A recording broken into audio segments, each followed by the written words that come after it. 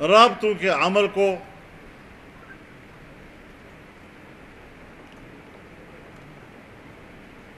مثبت اور سیاسی عمل تصور کیا جائے گا، اور اگر سیاسی جماعتوں کے درمیان باہمی تعاون کا ماحول پیدا ہو تو ہماری کوشش ہوگی کہ ہم اسے قابل عمل بنا سکیں۔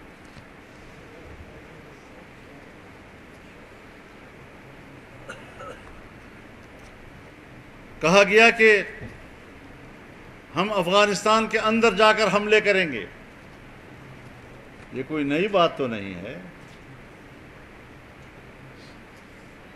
تم نے 9/11 کے فوراً بعد پاکستان کے اندر امریکیوں کو ہوائی اڈے دیے، تم نے اپنی فضائیں امریکیوں کے حوالے کی، 20 سال تک تم نے پاکستان کے ہوائی اڈوں سے امریکی جہازوں کو اڑنے کی اجازت اور اپنی فضاؤں سے گزر کر افغانستان میں بمباریوں کی اجازت دی۔ 20 سال تک افغانستان پر آپ کی سرزمین سے بمباریاں ہوتی رہیں، وہ نظر نہیں آ رہی۔ آج دہشت گردی کے عنوان سے پھر ایک بھڑک مارنے کی کوشش کر رہے ہو کہ ہم افغانستان میں جا کر کارروائی کریں گے، تو درون درچ کر دی کہ بیرون خانہ آئی۔ پاکستان کی دہشت گردی کو روکنے اور اس کے خاتمے میں تو تم ناکام ہو چکے ہو، اب جاتے ہو اپنی ناکامیوں پر پردہ ڈالنے کے لیے افغانستان میں حملوں کی بات کرتے ہو۔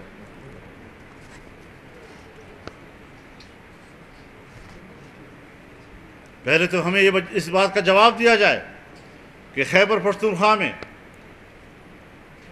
حکومتی فنڈز سے جاری ہونے والے پروجیکٹس، کیا ان کے فنڈز کا 10% دہشت گردوں کو ادا نہیں کیا جاتا؟ ریاست سے شہری کو سوال کرنے کا حق ہے کہ یہ تم دہشت گردوں کے معاون ہو یا دہشت گردوں کے مقابلے میں بے بس ہو۔ ہم ریاست کے لیے فکر مند ہیں، ہمیں ان طفل تسلیوں سے تسلیاں دینے کی کوشش نہ کی جائے، سنجیدہ گفتگو کی جائے۔ ہم معاملات کو آپ سے بہتر جانتے ہیں۔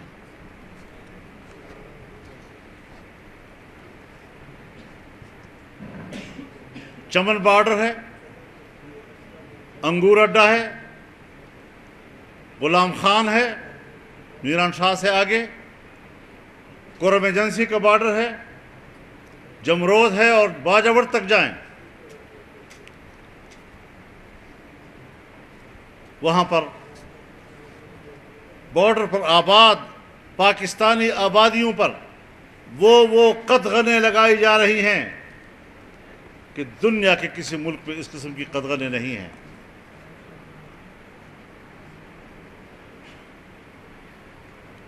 بہت سے سوالات ہیں، ہم وہ سوالات اٹھا کر ریاست کے لیے مشکلات نہیں پیدا کرنا چاہتے، لیکن اتنا ضرور کہتے ہیں کہ جو کچھ وہاں اقدامات ہو رہے ہیں، تم ہزار کہو کہ ہم ملکی مفاد میں کر رہے ہیں، نہ یہ ملکی مفاد میں ہے، اور اگر ہے تو کسی بیرونی آقا کے مفاد میں ہو رہا ہے۔ سوائے مقامی لوگوں کے معاشی قتل کے اس کا اور کوئی نتیجہ سامنے نہیں آ رہا۔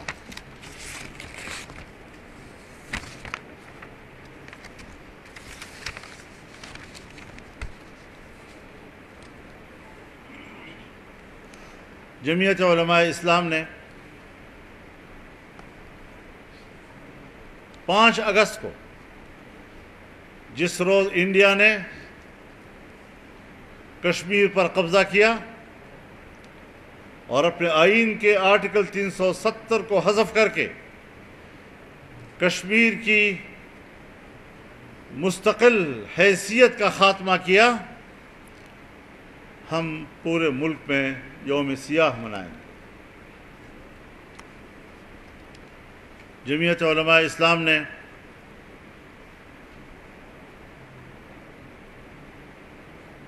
غزہ اور فلسطین میں اپنے فلسطینی بھائیوں کی مکمل حمایت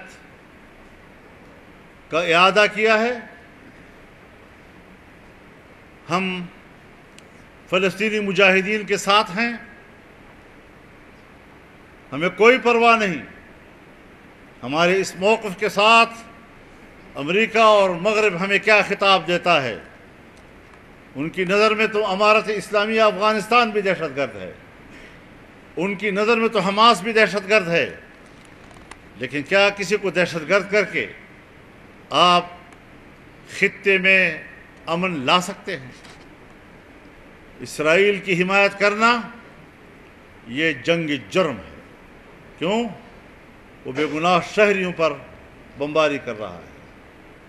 عالمی عدالت انصاف اس کا بھی نوٹس لے کہ اسے جنگی مجرم قرار دے اور اسے عالمی عدالت کے کٹہرے میں لا کر کھڑا کرے. لیکن ساتھ ہی جمعیت علماء اسلام، پاکستان کی حکومت ہو یا عالم اسلام، تمام حکومتوں کو جھنجھوڑنا چاہتی ہے کہ بحیثیت مسلمان آپ وہ فرض ادا نہیں کر رہے جو اسلام آپ کے اوپر لازم کر رہا ہے. اللہ اور اس کا دین اور جناب رسول اللہ صلی اللہ علیہ وسلم ایسے موقع پر مسلمان کو جہاں کھڑا ہونے کی ہدایت دے رہا ہے، جس فرض کی ادائیگی کی تعلیم دے رہا ہے، امت مسلمہ کے حکمران غافل ہو چکے ہیں. وہ اپنی اقتدار کے نشو میں دھت ہو چکے ہیں اور پورا عالم اسلام اپنے حکمرانوں کے لیے ناراضگی کا اظہار کرتا ہے، اس سے لا تعلقی کا اظہار کرتا ہے. کم از کم اسلامی دنیا کے حکمران امت کے لیے ماں باپ کا کردار ادا کرتے اور آج ان کا سہارا بنتے. انہوں نے امت مسلمہ کو اور فلسطینی عوام کو بے سہارا چھوڑ دیا ہے. ہم بحیثیت ایک جماعت کے اپنی قوم سے بھی اور عالم اسلام سے بھی اپیل کرتے ہیں کہ جہاں ہم سیاسی حمایت کریں گے، جہاں ہم اخلاقی حمایت کریں گے، وہاں اس وقت ان حالات میں ان کی مالی مدد کرنا سب پر واجب ہے. بھرپور مالی مدد سے ان کو نوازا جائے تاکہ مشکل دن وہ آسانی سے گزار سکیں، ان بچوں کو کچھ کھلا سکیں، کسی کا علاج کر سکیں. نہ وہاں غذا کے لیے کچھ ہے، نہ وہاں دوا کے لیے کچھ ہے. اور ہم نے ان کو صہیونی درندوں کے رحم و کرم پہ چھوڑ دیا. کبھی امت مسلمہ کی تاریخ میں ایسا نہیں ہوا. لیکن آج امت مسلمہ کے حکمران جو تاریخ رقم کر رہے ہیں، آنے والی نسلیں ان کے بارے میں کیا کہیں گی اس کا انہیں خود اندازہ لگا لینا چاہیے.